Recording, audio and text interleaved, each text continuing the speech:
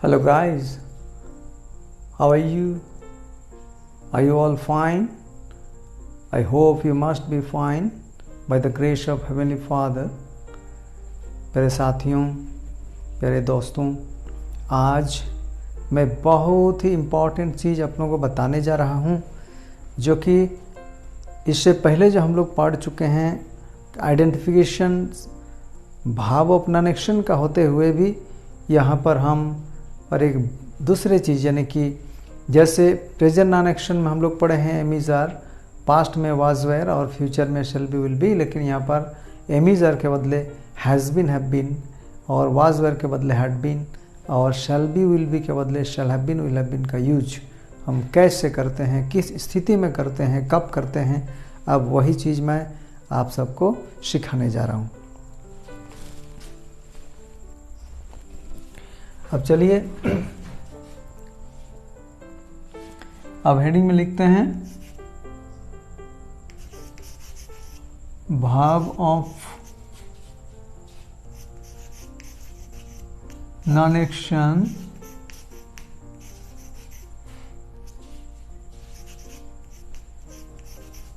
With time. भाव of non action with time, अगर sentence में समय यानी टाइम का मेंशन रहता है, उल्लेख रहता है, तब वैसा स्थिति में हम कैसे यूज करते हैं, कैसे बोलते हैं, आप देखते चलिए। अब सीधे आते हैं हम लोग आइडेंटिफिकेशन में। नंबर 1 का आइडेंटिफिकेशन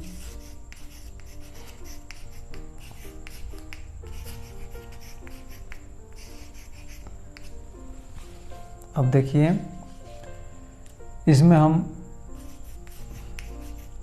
बता रहे हैं कि समय सूचक शब्द, समय सूचक शब्द प्लस से डॉट डॉट है।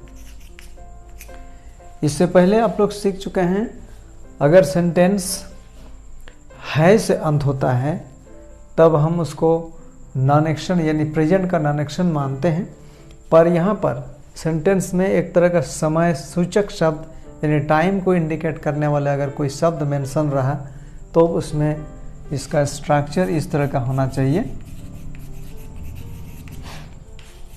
S1 S2 S3 प्लस, आप देखिए अब हम एम इज़ का यूज़ नहीं कर रहे हैं, अब यूज कर रहे हैं हैज़ बीन और हैव बीन का।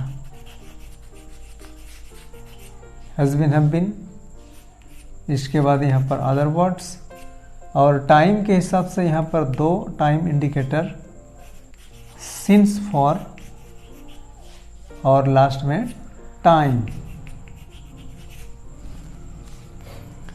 अब इसमें हैज़ बीन हैव बीन का यूज़ के बारे में थोड़ा सा बात करें। हैज़ बीन अब यहाँ पर इंडिकेट कर देते हैं कि S3 का यूज़ हम हमेशा हैज़ बीन के साथ करेंगे और S1 S2 का यूज़ करेंगे हैव बीन के साथ।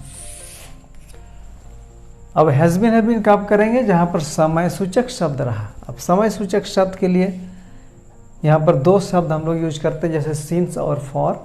जानने वाली बात यह है कि डेफिनिट टाइम यानी कि निश्चित समय अगर होता है तब हम वहाँ पर सिंस का यूज करेंगे, और अगर पीरियड ऑफ टाइम या तो लंबी अवधि होता है तब हम वहाँ पर फॉर का यूज करेंगे। चलिए अब एग्जाम्पल लेते हैं, उदाहरण लेते हैं। जैसे वह 2 सप्ताह से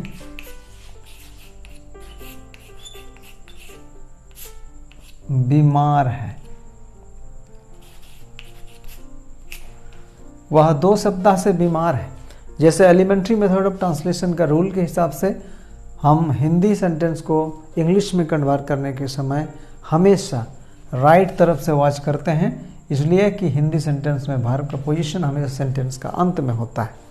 तो आप ये है को देखते हुए आप ये कंफर्म मत कीजिए कि ये इसमें एमिजर लगने वाला है, क्योंकि आगे और थोड़ा सा देखना है कि सेंटेंस में समय है या नहीं।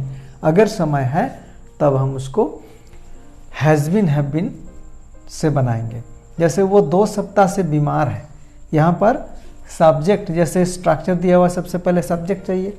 सब्जेक्ट यहाँ पर हुआ ही, और ही है थर्ड पर्सन सिंगुलर, इसलिए यहाँ पर हम यूज़ करेंगे has been, he has been.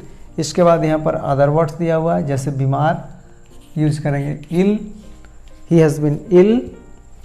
अब देखिए किस तरह का समय यहाँ पर दिया है, 2 सप्ताह, that means this is a period of time, ये एक लंबी अवधि है, अवधि सूचक शब्द है, समय है, इसलिए अवधि बताने वाला समय के पहले हम हमेशा फॉर का यूज करेंगे। तो he has been ill for 2 सप्ताह, यानी 2 वीक्स। बन गया sentence. Our positive sentence is ready, तैयार है।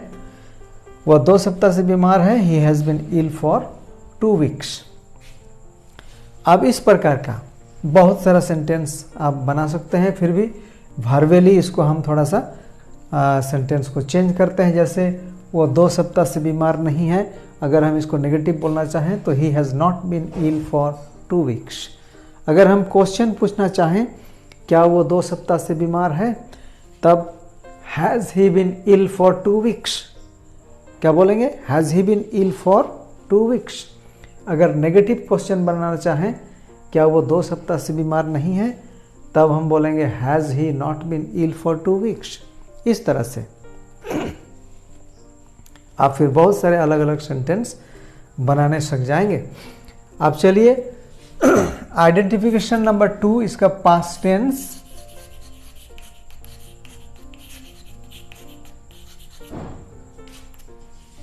इसमें भी देखिए समय सूचक शब्द प्लस से डॉट डॉट था। सेंटेंस का अंत यहाँ पर है था, अर्थात सब्जेक्ट सेंटेंस के हिसाब से यहाँ पर सब्जेक्ट के हिसाब से कहीं था, थे, थी, ये सब हो सकता है। अब अगर ऐसा हो तो इसका स्ट्रक्चर होगा, सब्जेक्ट का यूज करेंगे सबसे पहले। यहाँ पर सब्जेक्ट चाहे किसी भी नंबर पर्सन का हो, सबके साथ एक ही वर्ब अर्थात हैड बीन यूज किया जा सकता है। उसके बाद अदर वर्ड्स एंड समय के हिसाब से सिंस एंड फॉर, एंड अंत में जिस तरह का समय दिया हुआ रहेगा सेंटेंस में वही समय यूज करना है अंत में। अब यही वाला सेंटेंस समझने का सुविधा के लिए जो सेंटेंस मैंने आपको प्रेजेंट में दिया, जैसे वो 2 सप्ताह से बीमार है, अब वही वाला सेंटेंस आप पास्ट में यूज कर सकते हैं। जैसे वो 2 सप्ताह से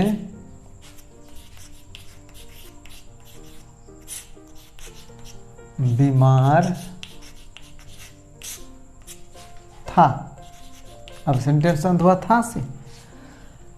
अब सिर्फ ये था को देख करके ये सोचिए मत कि यहाँ पर वाज वेयर यूज होने वाला है, क्योंकि यहाँ पर समय है सेंटेंस में, एक तरह का टाइम मेंशन है, इसलिए हम यहाँ पर वाज वेयर का यूज नहीं कर सकते हैं।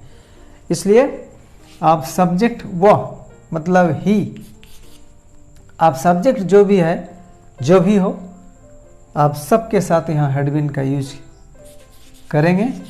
जैसे he had been, other words में आएगा इल, और 2 सप्ताह से फॉर 2 वीक्स। बन गया सेंटेंस। वह 2 सप्ताह से बीमार था, he had been ill for 2 weeks. अगर हम यहाँ पर he was ill for 2 weeks बोलेंगे, दैट इज एब्सोल्युटली रॉन्ग, वह बिल्कुल गलत है। इसलिए वाज का यूज यहाँ पर नहीं हो सकता है। समय मेंशन रहने पर हैड बीन का यूज होता है। आइडेंटिफिकेशन लेकिन हमेशा नॉन एक्शन टाइप का ही होगा। आप इसको चेंज कर सकते हैं, जैसे वो 2 सप्ताह से बीमार नहीं था, he hadn't been ill for 2 weeks, और he had not been ill for 2 weeks. क्या वो 2 सप्ताह से बीमार था, had he been ill for 2 weeks. क्या वो 2 सप्ताह से बीमार नहीं था, hadn't he been ill for 2 weeks. अब तीसरा आइडेंटिफिकेशन में चलते हैं।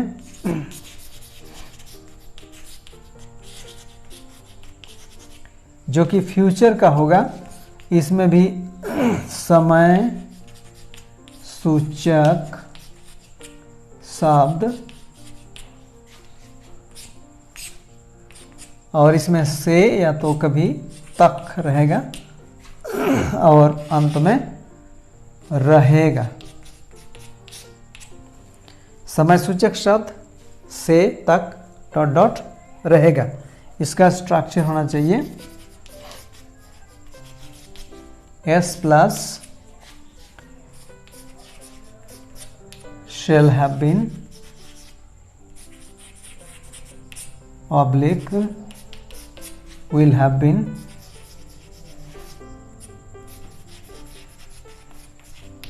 other words। इसमें भी since for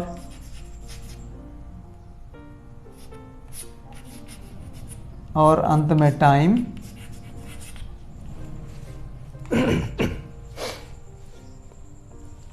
जैसे एक अलग सा सेंटेंस हम लोग लेते हैं, जैसे वे लोग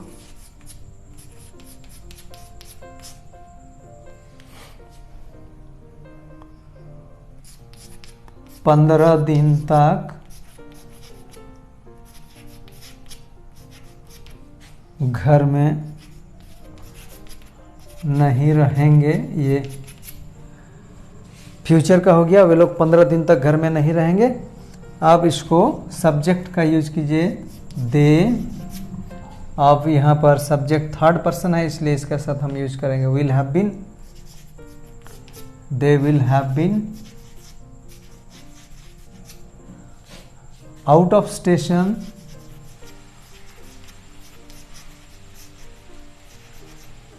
फॉर